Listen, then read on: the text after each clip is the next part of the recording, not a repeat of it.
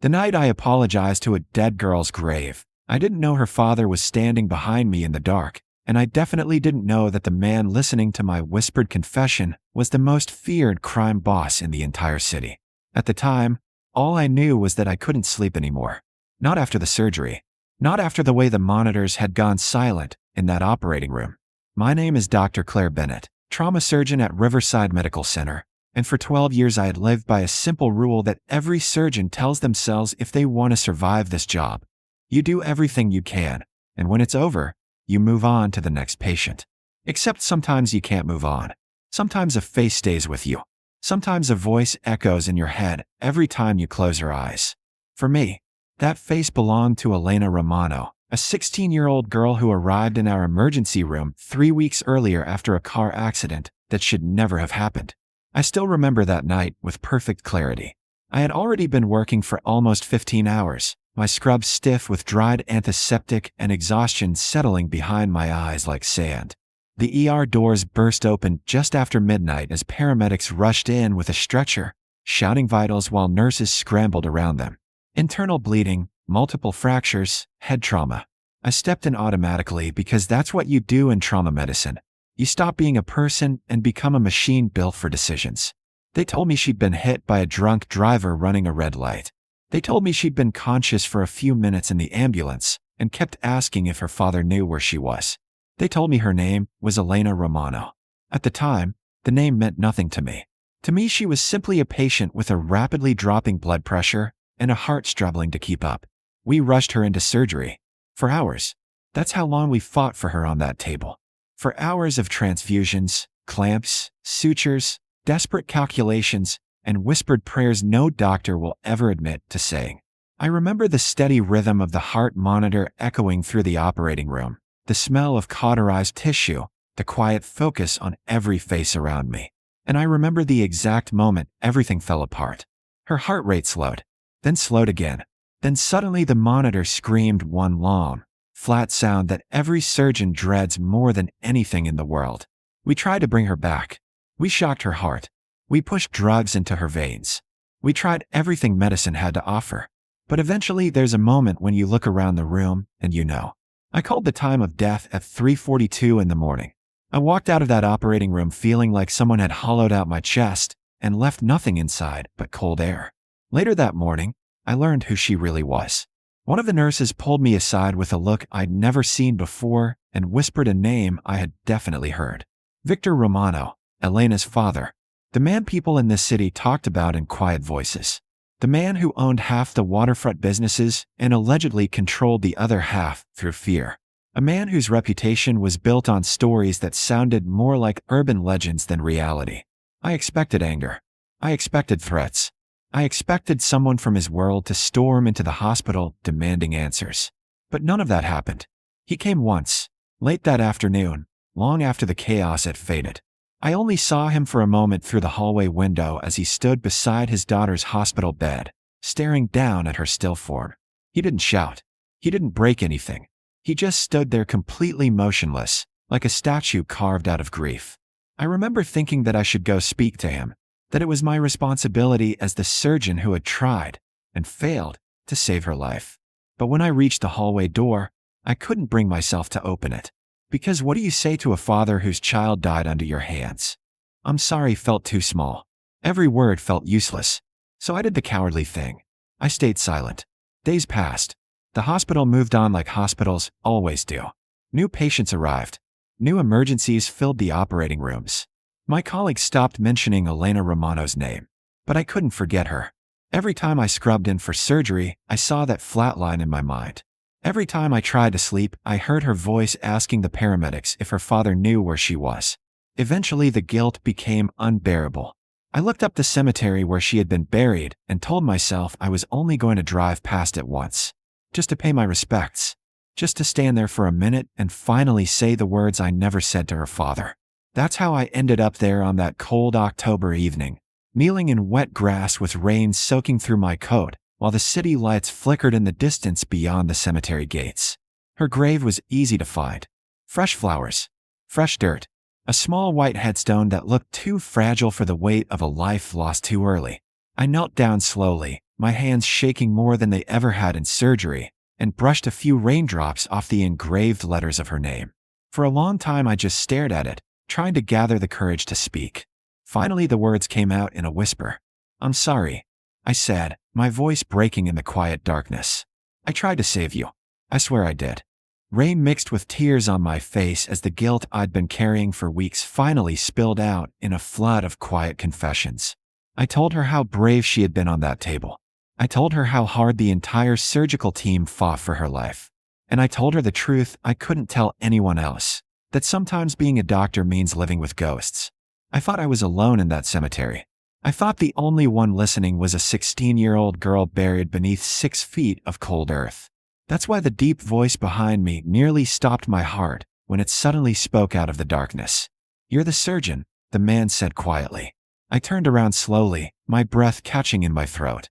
A tall figure stood a few steps away under the dim glow of a cemetery lantern, his black coat soaked with rain, his expression unreadable as stone. And even before he said another word, I knew exactly who he was. Victor Romano had just heard every word of my apology. The moment I realized the man standing behind me was Victor Romano, the most feared crime boss in the city, my stomach dropped and every instinct told me to run, but my feet felt glued to the wet grass as I slowly stood up from Elena's grave, rain soaking through my coat, while his dark silhouette stood only a few steps away beneath the dim cemetery light. For a long moment neither of us spoke. The air felt heavy, like the entire cemetery was holding its breath. Finally he stepped closer, his eyes moving from the grave to my face. "You're the surgeon," he said quietly, his voice calm but carrying a weight that made my heart race. I swallowed and nodded. "Yes," I admitted softly. "I was the one who operated on her." His gaze stayed fixed on me, studying every movement as if trying to decide whether I deserved to be standing there. "You said you tried to save her," he continued. "For 4 hours." I replied, my voice shaking despite years of training that had taught me to stay calm under pressure. "She had severe internal bleeding from the crash. We transfused blood, repaired the ruptured spleen, tried everything we could. She was incredibly strong, but the damage was too much."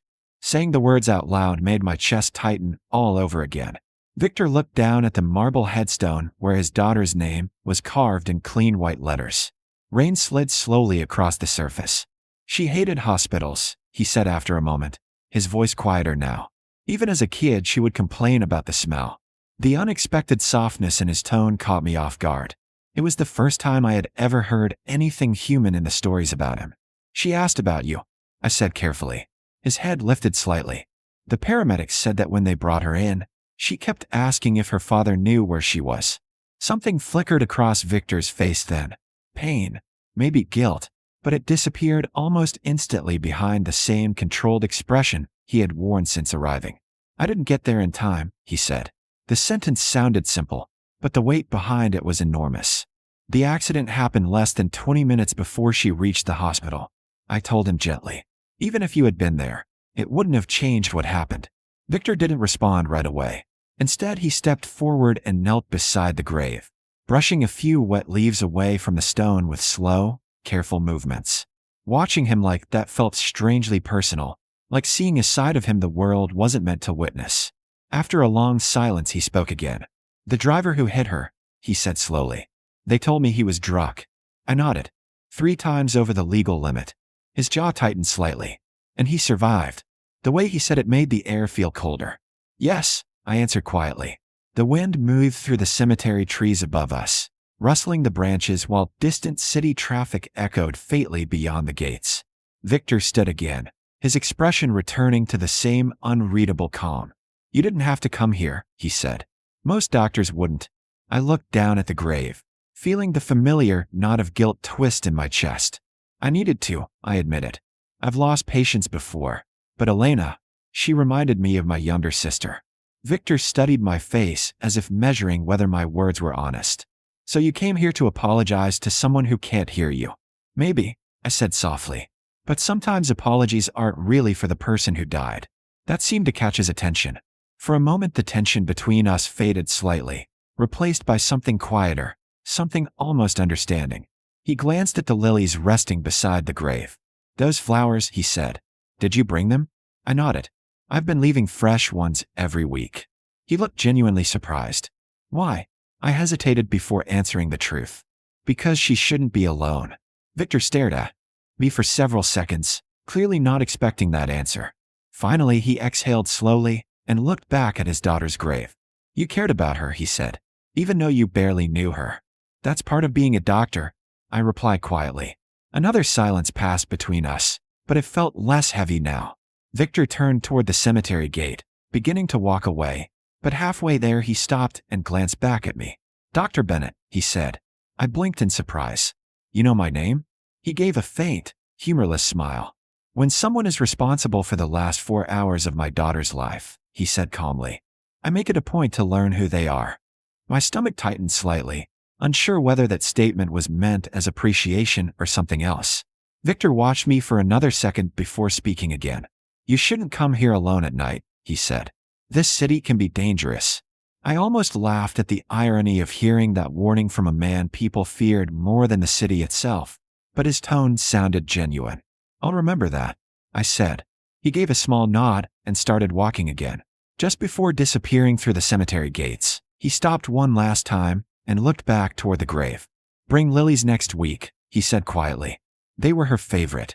Then Victor Romano vanished into the darkness, leaving me alone beside the grave of the girl I couldn't save, realizing that a simple apology had just connected my life to the most powerful and dangerous man in the city.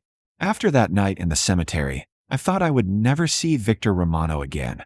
But the following week when I returned with fresh white lilies for Elena's grave, he was already there standing beside the headstone, silent and motionless as the morning wind moved through the trees.